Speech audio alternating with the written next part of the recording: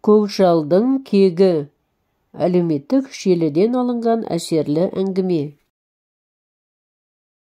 Бүгінгі аңшылық сапарым өте сәтті өтті. Таң ертең ақ қасқырдың апанын оңай тауып алдым. Екі бөлтірігін ойнатып отырған қасқырға бірден көзім түсті. Көп ойланбастан қасқырды атып тастадым. Сөйткенше бөлтіріктерін итім жайратып салыпты. Үйге келе сала мен әйеліме еш қиналмай алған олжамды айтып мақтана түстім. Сол кезде алыстан қасқырдың ұлыған дауысы құлағыма келді. Бірақ бұл дауыс әдеттегі ұлушы қасқырлардың дауысынан ерекше болды. Құлақты кернеген дауыстан мұң мен сағыныш лебі сезілгендей болды. Келесі күні қатты әрі тәтті ұйқымды сырттан естілген дыбыс бұзды. Мен үйден жан ұшыра жүгіріп шықтым. Сырттағы көрініс маған қатты ауыр тиді. Табалдырықтан аттай алмай сілеп тұрып қалдым. Дәл есігімнің алдында үлкен қасқыр тұрды.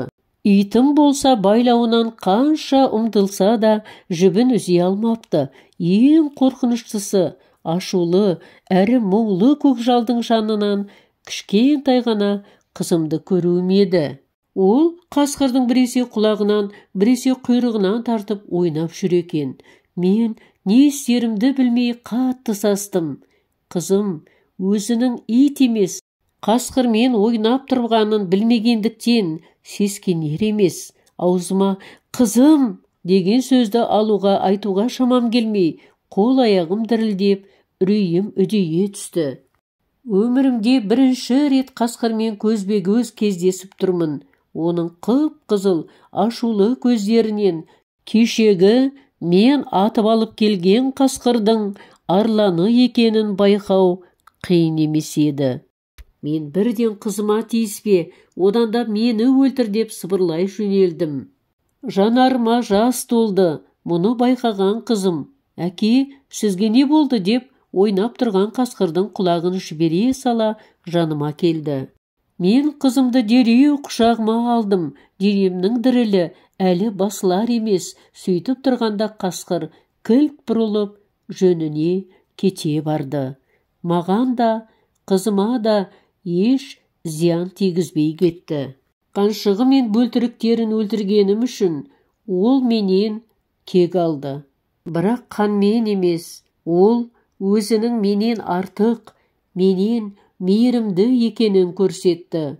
Ол өзінің ішкі қайғысы мен мұңы арқылы менің біреудің балаларын өлтіргенімді сездірді. Қазақтың тектілігін бекерге қасқырға теңемеген.